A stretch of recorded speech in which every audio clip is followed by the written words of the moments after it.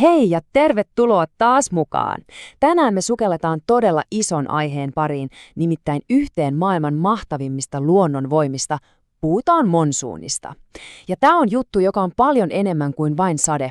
Se on tuuli, joka ihan oikeasti tuo mukanaan sekä elämään että, tuhoa.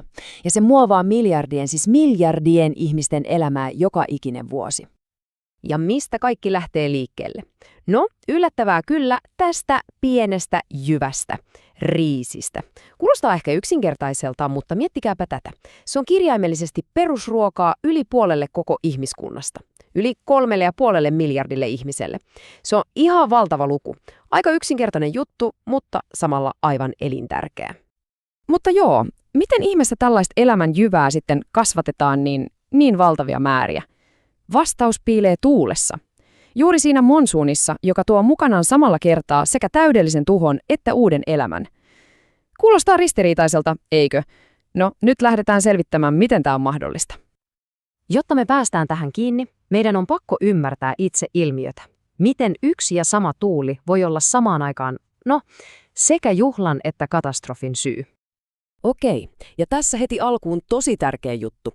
Monsuuni, se ei siis ole mikään yksittäinen myrsky. Ei ollenkaan. Se on valtava, siis ihan massiivinen ilmavirtaus, joka vaihtaa suuntaa vuodenaikojen mukaan. Ja se käytännössä jakaa koko vuoden 2 täysin erilaiseen osaan. Ja me ei puhuta mistään pienestä säänvaihtelusta, että tänään sataa ja huomenna paistaa. Ei. Tämä on niin iso juttu, että monissa Aasian osissa ihan koko elämän rytmi, siis maanviljely, juhlapäivät, kaikki arkinen tekeminen, pyörii täysin sen ympärillä, että puhaltaako se tuuli mereltä maalle vai maalta merelle. No niin, katsotaan tarkemmin, miten tämä homma sitten toimii. Miten se yksi ja sama tuuli voi luoda 2 niin täysin erilaista vuodenaikaa? Se juttu tässä on se ihan täydellinen vastakohtaisuus. Eli kesällä, sanotaan toukokuusta syyskuuhun, lämmin ja todella kostea ilma virtaa mereltä sisämaahan päin. Ja mitä se tuo tullessaan? No, vettä. Ihan valtavia määriä päivittäisiä rankkasateita. Ja sitten, aivan kuin joku kääntäisi katkaisijasta, tuulen suunta muuttuu. Talvella viileämpi ja kuiva ilma puhaltaakin maalta merelle. Ja sateet, ne käytännössä loppuvat kokonaan. Se ero on aivan yö ja päivä. Ja juuri tämä voimakas sadekausi vie meidät nyt tämän koko tarinan ytimeen, nimittäin tulviin ja niiden todella kaksijakoiseen luonteeseen. Se on ihan selvä juttu, että kun vettä tulee taivaalta taukoamatta, seuraus on väistämätön, ja usein se on aika karu. Tulee valtavia laajoja tulvia, vesi vain nousee ja peittää kaiken alleen. Ja nämä eivät ole mitään pieniä lätäköitä. Puhutaan ihan todellisesta uhasta. Ne ovat suoraan vaarallisia ihmisille.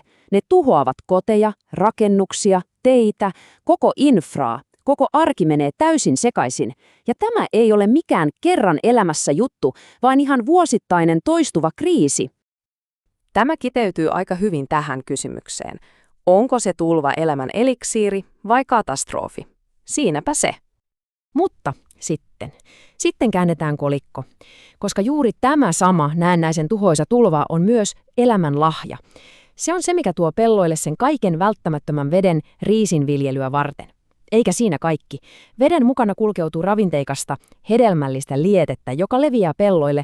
Se on siis käytännössä ilmainen ja täysin luonnollinen lannoite seuraavaa satoa varten.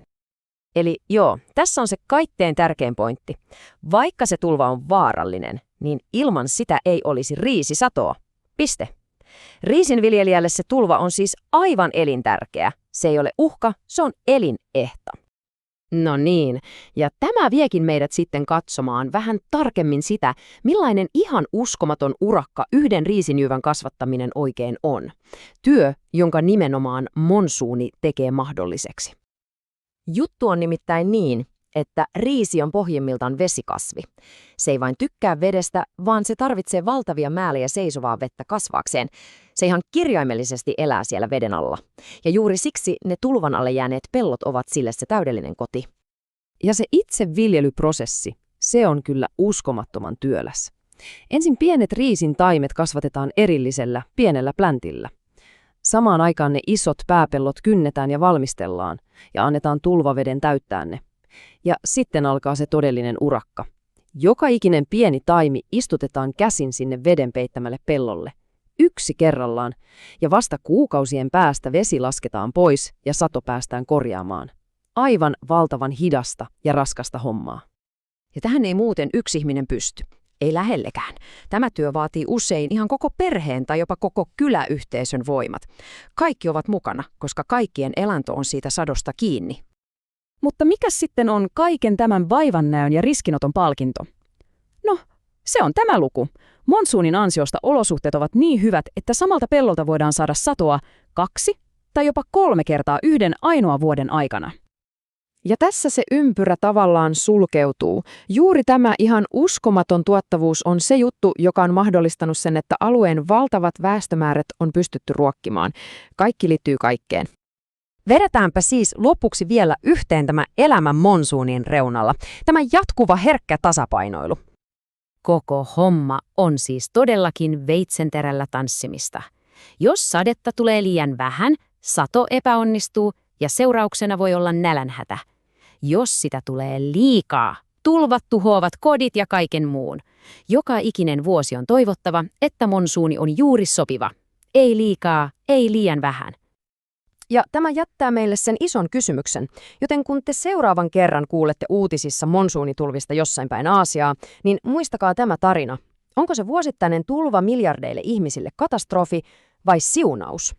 Kuten nyt tiedetään, vastaus ei ole yksinkertainen, se on itse asiassa molempia.